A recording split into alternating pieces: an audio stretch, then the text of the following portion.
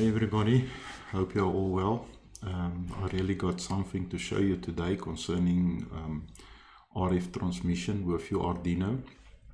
And what we're going to do today is we're going to take a simple doorbell that you buy in many hardware shops and even the supermarkets for, in many cases, under 100 Rand.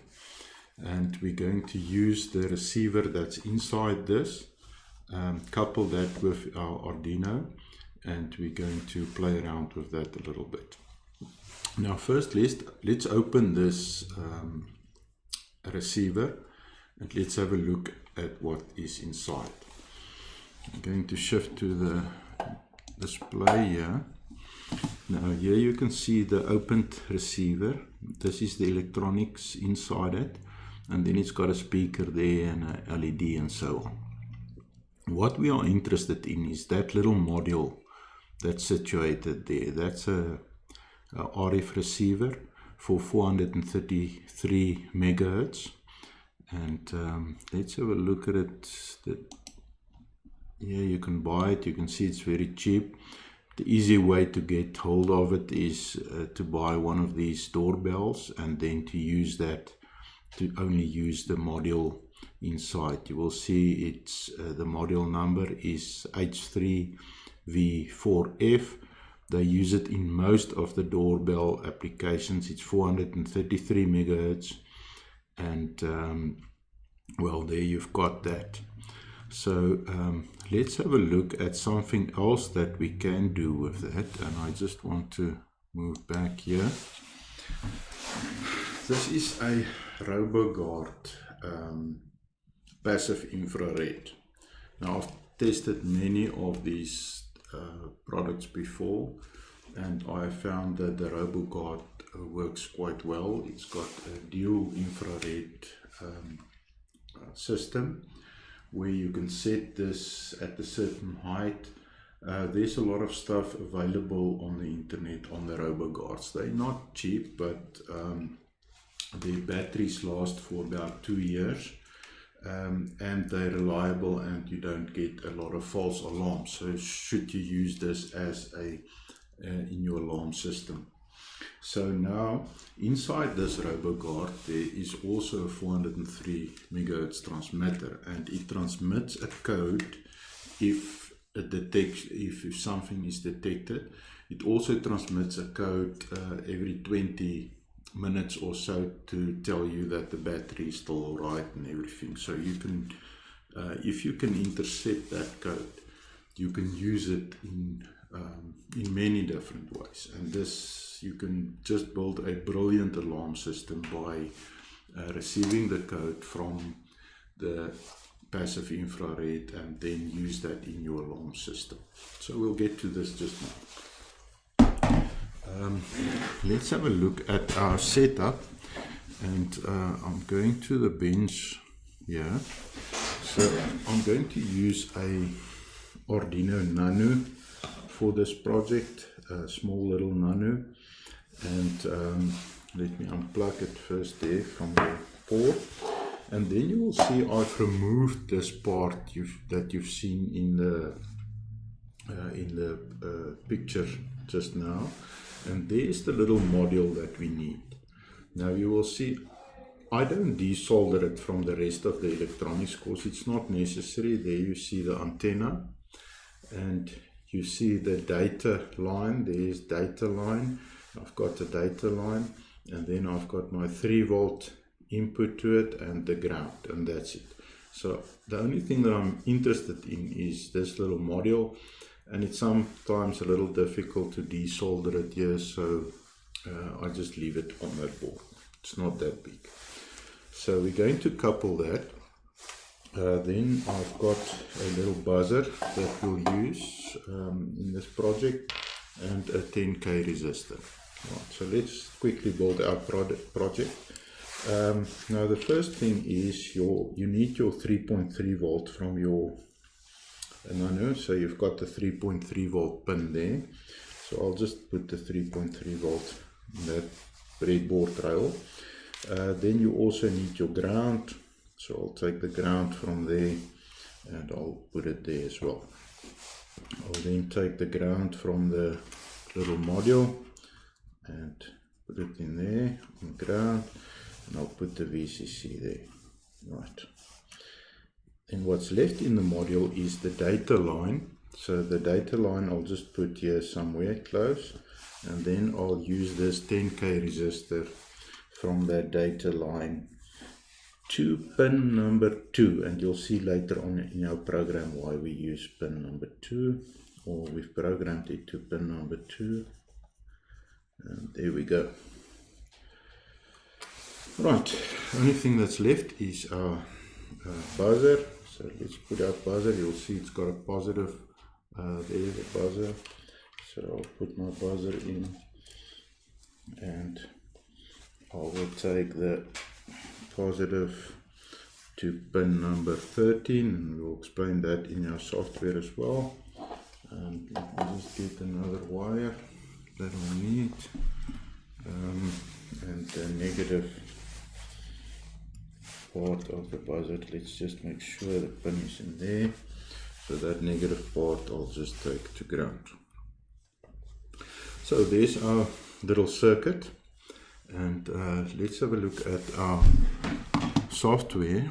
So I'm going to the Arduino IDE, and this is my program. I'm going to run through the program quickly, and then we'll program it and we'll see how it works.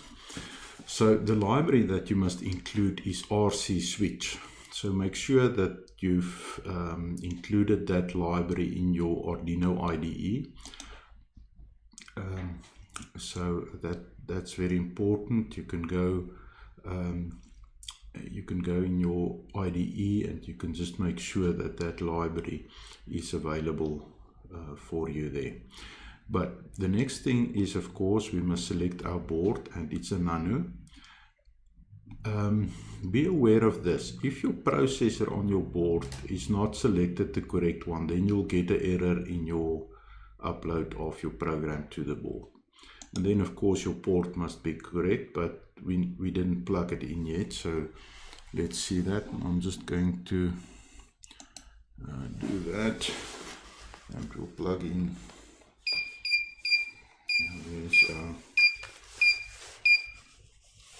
It's plugged in, and we can just check our port again. So we can see it's COM port 11 and it's connected. So everything is alright there. Let's have a look at the program. You include your RC switch library. Then your setup part, that's only going to run once. We set our serial communication to 9600. Then this part here is just to make sure that you work on the correct pin. Now your interrupt 0 is on pin 2 on your Arduino Nano. Then I'm just going to make sure that my pin 13 is at 0, a little delay, and then we'll go to the main loop. Now in this part we want to see if there's something received on the receiver. Now what the RC switch library will do is it will monitor that data line. Remember, we had a data line and we coupled the data line via this resistor to pin number 2 there. So the RC switch will monitor that, and as soon as something is received there, it will basically, you will be able to use that.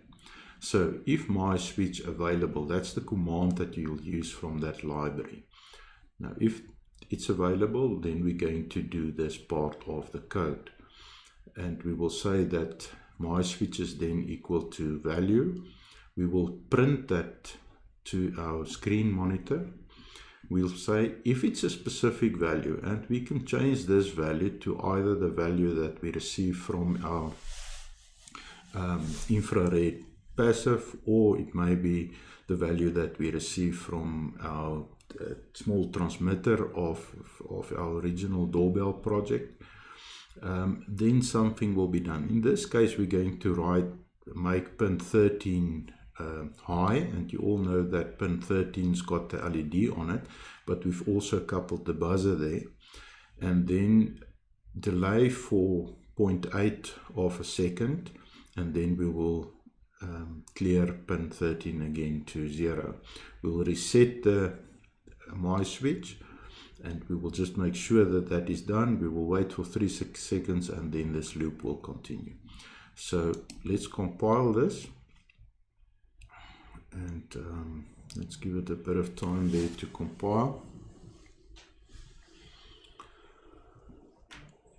It's still busy.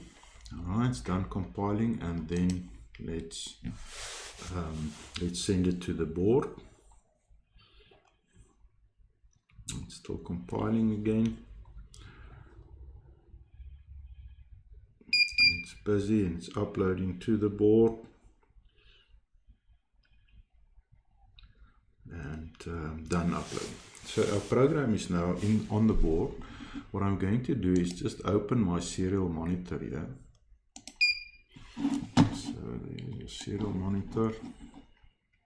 It's open, and can have a look at that. Put it there. Right, and now I'm going to press a button on this little remote, the doorbell remote, the transmitter part, and you will immediately see if I press the button, the code will appear there. Of course, we've written the code, serial print the value. There's the code to there, and you will also see, you'll hear that the buzzer also sounds. So that's according to our program. Now I've also got the beam here, and I'm going to move it now, and there immediately if I move the beam, that you see that there's the code that's coming from the infrared beam, but it wasn't in our code here, so nothing's happening. The buzzer, nothing's happening. You can write it into your code and you can use it there. So now if I want to build an alarm system with this, I will just go and I can, for instance, copy that. I can just copy that code, copy, and I can put it in here in my program. There's it in there. Let's compile this again.